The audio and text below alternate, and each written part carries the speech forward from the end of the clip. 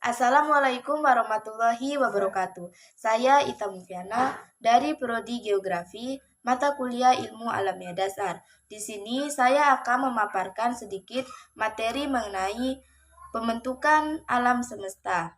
Nah, untuk poin-poin yang saya akan jelaskan yaitu yang pertama teori Big Bang, yang kedua yaitu teori dari bintang kembar, yang ketiga yaitu keadaan tetap, yang keempat yaitu teori nebular, dan yang kelima yaitu teori dari kitab suci. Nah, sebelum kita masuk pada teori yang akan kami bahas, di sini saya akan memaparkan sedikit.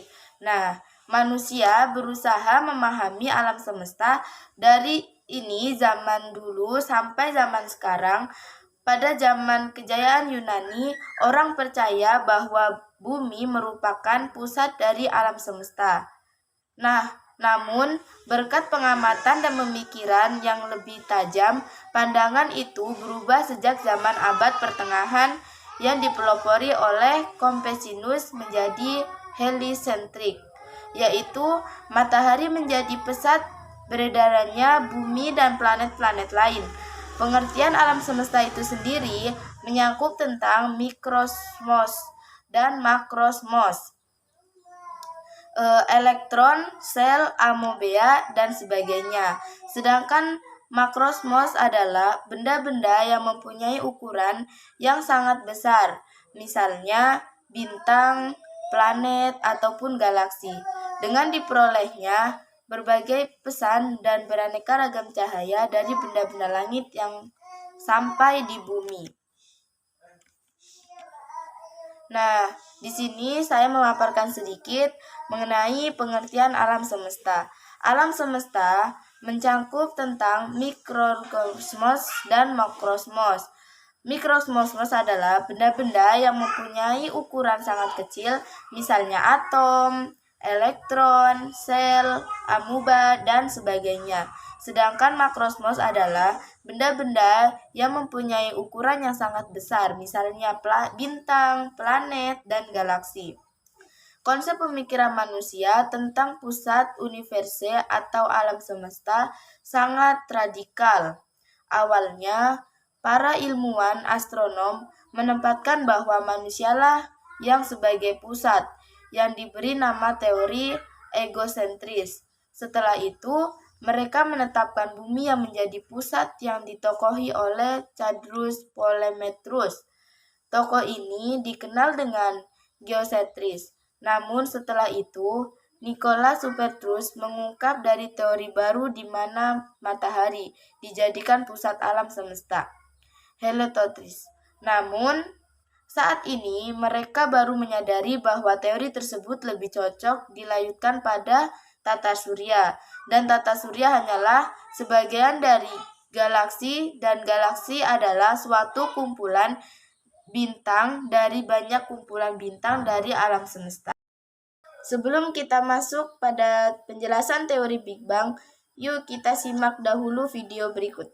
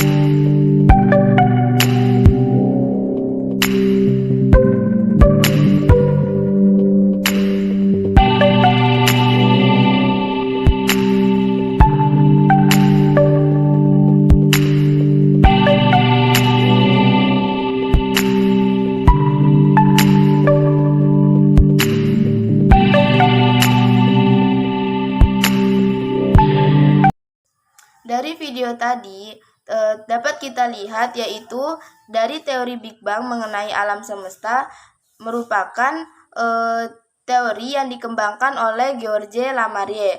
Menurut teori ini, pada mulanya alam semesta berupa sebagai primeval atom yang berisi materi dalam keadaan yang sangat padat. Suatu ketika, atom ini meledak dan suatu materinya terlempar ke ruang alam semesta. Timbul dua gaya saling bertentangan. Yang satu disebut dengan gravitasi dan yang lainnya dinamakan dengan kosmis. Dari kedua gaya tersebut, gaya kosmis lebih dominan sehingga alam semesta masih akan ekspansi terus-menerus. Nah, setelah teori Big Bang, yaitu selanjutnya kita masuk dalam teori bintang kembar. Sebelum kita masuk pada materi, kita simak dulu video berikut.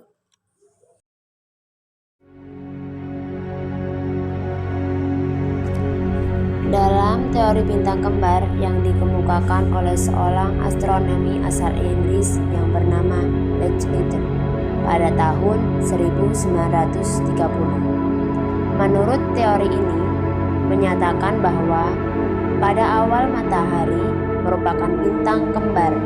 Jadi matahari dulunya ada dua, di mana satu sama lain saling mengelilingi.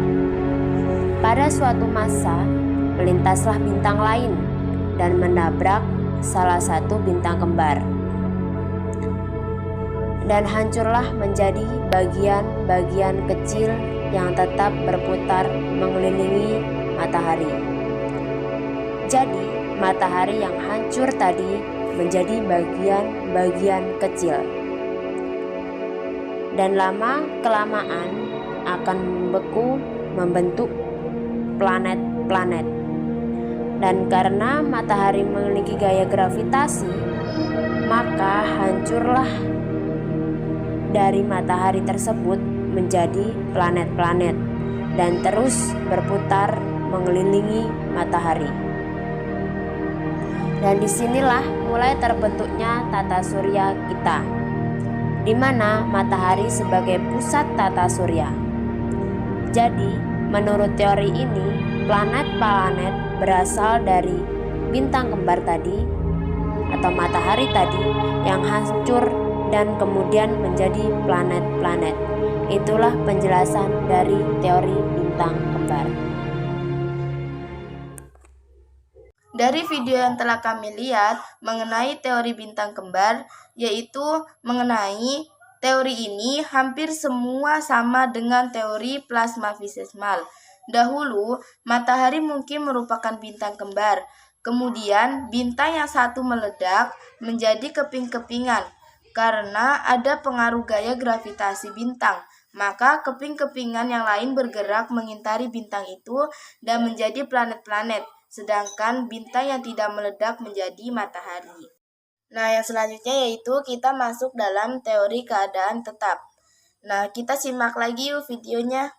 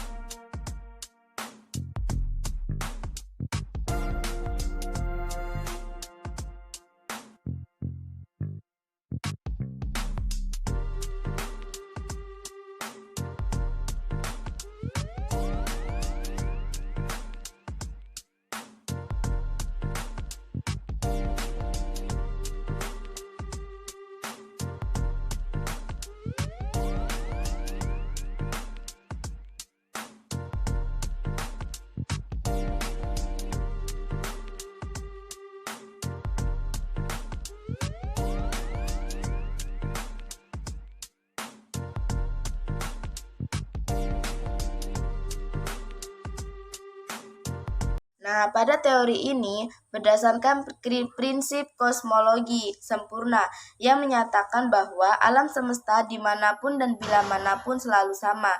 Berdasarkan prinsip tersebut, alam semesta terjadi pada suatu tertentu yang telah lalu dan segala sesuatu di alam semesta selalu tetap sama walaupun galaksi bergerak menjauhi satu sama lain. Teori ini ditunjang oleh kenyataan bahwa galaksi baru mempunyai jumlah yang sebanding dengan galaksi lama. Dengan demikian, teori ini beranggapan bahwa alam semesta itu tidak terhingga besarnya dan tidak terhingga tuanya, tanpa awal dan tanpa akhir. Nah, sebelum kita masuk pada teori selanjutnya, kita simak lagi video berikut. Nama nebula diambil dari bahasa Latin nebulae, yang memiliki arti awan. Namun, awan nebula bukanlah awan seperti di bumi. Nebula merupakan kumpulan debu, gas hidrogen, helium, dan plasma yang sering menjadi tempat lahirnya bintang-bintang baru. Awalnya, nebula adalah nama semua objek astronomi yang tampak menyebar, termasuk galaksi di luar Bima Sakti, seperti misalnya galaksi Andromeda. Awalnya, ia pernah disebut sebagai nebula Andromeda, dan galaksi spiral pada awalnya disebut sebagai nebula spiral. Namun, setelah sifat-sifat galaksi berhasil diamati dan dikonfirmasi di awal abad 20 oleh astronom Festus Slipper, Edwin Hubble, dan kawan-kawan, akhirnya dibedakanlah antara nebula dan galaksi. Sebagian nebula berukuran sangat besar, bahkan diameternya bisa mencapai ratusan tahun cahaya. Tidak seperti hasil foto dari kamera yang lebih sensitif terhadap cahaya, sebenarnya jika kita lihat secara langsung, nebula nyaris tak terlihat oleh mata manusia dari bumi. Selain karena jaraknya yang jauh, nebula juga cukup redup. Kemudian, bagaimana proses terbentuknya nebula? Pada dasarnya, nebula terbentuk ketika bagian dari medium antar bintang mengalami keruntuhan gravitasi. Tarikan gravitasi membuat gas pada medium antar bintang menggumpal, membentuk daerah dengan kepadatan yang lebih besar. Banyak nebula atau bintang terbentuk dari keruntuhan gravitasi gas di medium antar bintang. Ketika material sebuah bintang runtuh oleh gravitasinya sendiri, bintang-bintang besar yang baru bisa terbentuk di tengah-tengah nebula, dan radiasi ultraviolet dari bintang-bintang baru ini akan mengionisasi gas di sekitarnya, sehingga awan antar bintangnya bisa terlihat pada panjang gelombang optik. Ada juga nebula lainnya yang terbentuk sebagai hasil dari ledakan supernova, sebuah pergolakan kematian bintang raksasa yang berumur pendek. Material yang terlempar dari ledakan supernova kemudian terionisasi oleh energi pada intinya, yang biasanya adalah sebuah bintang neutron. Kemudian, proses pembentukan nebula yang terakhir adalah nebula planeter. Nebula jenis ini adalah tahap akhir dari kehidupan bintang bermassa rendah, seperti matahari. Bintang dengan massa sekitar 8 hingga 10 massa matahari bakal berevolusi menjadi raksasa merah dan perlahan-lahan kehilangan lapisan luarnya selama pergolakan di atmosfer mereka. Ketika sebuah bintang bermassa rendah tersebut kehilangan cukup banyak material penyusunnya, suhunya akan meningkat dan radiasi ultraviolet dari bintang akan memancarkan dan mengionisasi awan antar bintang di sekitarnya yang telah terlontar. Lalu terbentuklah nebula planeter, dan inti bintang akan menjadi katai putih. Jadi, apakah nebula bisa kita lihat dengan mata telanjang? Tentu bisa, tapi tergantung dari kondisi langit di mana Anda ingin melihat nebula. Setidaknya butuh kondisi cuaca yang cerah dan polusi cahaya yang seminim mungkin untuk dapat melihat nebula dengan mata telanjang. So, itulah pembahasan kali ini mengenai nebula. Semoga informasi ini bermanfaat bagi teman-teman semua ya. See you on the next video. Bye-bye.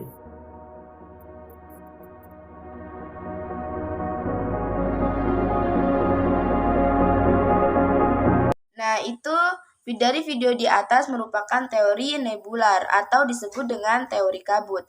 Hipotesis ini dikemukakan pertama kali oleh Lipizzac pada tahun 1796.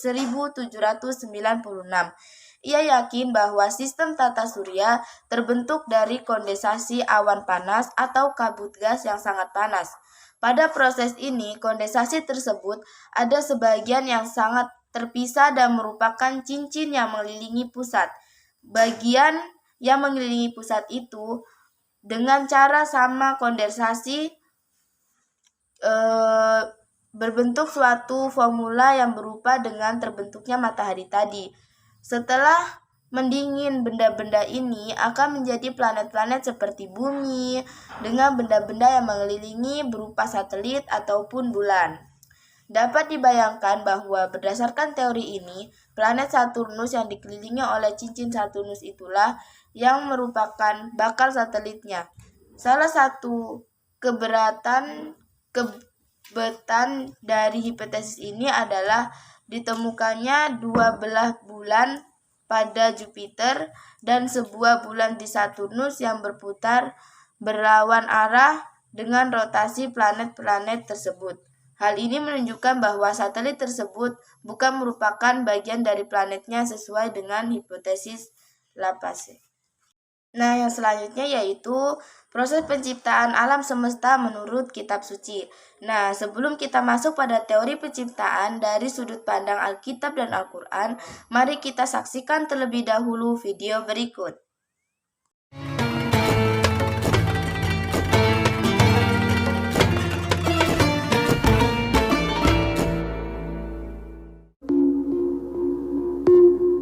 Assalamualaikum sahabat muslimah. Pernahkah kamu memikirkan bahwa segala sesuatu yang kamu lihat di sekelilingmu seperti tubuh, meja, pakaian, bahkan alat make up yang biasa kamu gunakan merupakan sesuatu yang berasal dari gabungan atom-atom yang disebabkan oleh dentuman besar atau Big Bang.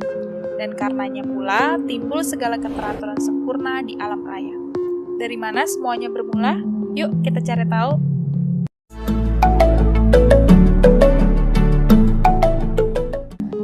Selama bertahun-tahun, para ilmuwan telah melakukan pengamatan dengan menggunakan teknologi canggih dan mengungkapkan bahwa alam semesta memiliki permulaan. Dari hasil penelitian tersebut, para peneliti memastikan bahwa alam semesta terus mengalami pengembangan. Jika kita atur mundur waktu yang berjalan, maka alam semesta pasti mengawali pengembangannya dari sebuah titik tunggal. Sehingga kesimpulan dari penelitian tersebut adalah alam semesta bermula dari ledakan titik tunggal yang dinamakan dentuman besar atau Big Bang. Big Bang tersebutlah yang menyebabkan perubahan dari tiada menjadi ada, bahkan menghadirkan keberadaan yang teratur dan harmonis. Proses penciptaan alam menurut teori Big Bang tersebut terdapat dalam Al-Quran surat Al-Anbiya ayat 30. Dan apakah orang-orang yang kafir tidak mengetahui bahwasannya langit dan bumi itu keduanya dahulu adalah suatu yang padu. Kemudian kami pisahkan antara keduanya. Dan dari air kami jadikan segala sesuatu yang hidup. Maka mengapakah mereka tiada juga beriman? Alam semesta yang terbentuk setelah terjadinya ledakan besar merupakan sistem yang sungguh luar biasa hebat, terencana dengan matang dan sangat mengagumkan. Dalam keadaan seperti ini, menjadi tidak masuk akal jika alam semesta terjadi dengan sendirinya. Hal ini menunjukkan kepada kita bahwa keberadaan pencipta benar adanya. Seperti pada Quran Surat Asy-Syura ayat 11. Dia pencipta langit dan bumi. Allah adalah Rabb pencipta langit dan bumi. Dari ketiadaan menjadi suatu keberadaan di alam semesta ini. Segala sesuatu tidak mungkin terjadi dengan sendirinya. Semua berada di dalam naungan kudrat dan iradat Allah, termasuk penciptaan langit dan bumi. Allah memiliki Asmaul Husna, yang salah satunya ialah Al-Halik, berarti yang Maha Pencipta. Dialah Allah Subhanahu wa Ta'ala yang menciptakan alam semesta dengan segala keteraturannya, Sang Maha Bijaksana dan Maha Kuasa. Bagaimana menurut kamu? Semakin menambah keyakinan kepada Allah, bukan? Semoga keimanan kita semakin bertambah. Proses penciptaan alam semesta menurut Al-Quran, yaitu kitab suci, yaitu keagungan alam ini telah diciptakan oleh Allah Subhanahu wa Ta'ala begitu lengkapnya. Kehidupan pun berlangsung dan semua semata-mata karena beribadah kepada Allah Subhanahu wa Ta'ala. Luas dan keistimewaan alam semesta ini belum terhitung dan terjelaskan secara pasti oleh ilmu teknologi. Akan tetapi, itu telah dijelaskan lewat Al-Quran. Alam semesta ini diciptakan sekitar 15 miliar tahun yang lalu. Tidak ada seorang pun yang tahu bagaimana alam semesta diciptakan. Tetapi dari penelitian banyak muncul teori tentang penciptaan alam semesta. Sebenarnya, fakta ini telah ditulis dalam Al-Quran yang turun 14 abad silam. Jelas tertulis dengan Al-Quran bahwa alam semesta diciptakan oleh Allah Subhanahu wa Ta'ala. Dan di dalam Al-Quran telah menjelaskan, dan apakah orang-orang yang kafir tidak mengetahui bahwasanya langit dan bumi itu keduanya dahulu adalah suatu yang padu. Kemudian kami pisahkan antara keduanya, daripada air kami jadikan segala sesuatu yang hidup. Maka mengapakah mereka tiada yang beriman? Quran Surah Anbiya 21 ayat 30. Yang kedua yaitu Dia pencipta langit dan bumi. Bagaimana Dia mempunyai anak padahal Dia tidak mempunyai istri? Dia menciptakan segala sesuatu dan tidak mengetahui Dia mengetahui segala sesuatu. Quran Surah An-Naml 6 ayat 101. Dan yang ketiga yaitu, dan langit itu kami bangun dengan kekuasaan kami, dan sesungguhnya kami benar-benar berkuasa. Quran Surah Ad-Dazat 51 ayat 47. Allah adalah pencipta, sudah ada sebelum bumi ini ada, sedangkan manusia hanyalah ciptaannya. Yohanes. Segala sesuatu dijadikan oleh Dia, dan tanpa Dia tidak ada satupun yang telah jadi dari segala yang dijadikan. Yang menciptakan langit dan bumi dan apa yang antara keduanya dalam 6 masa.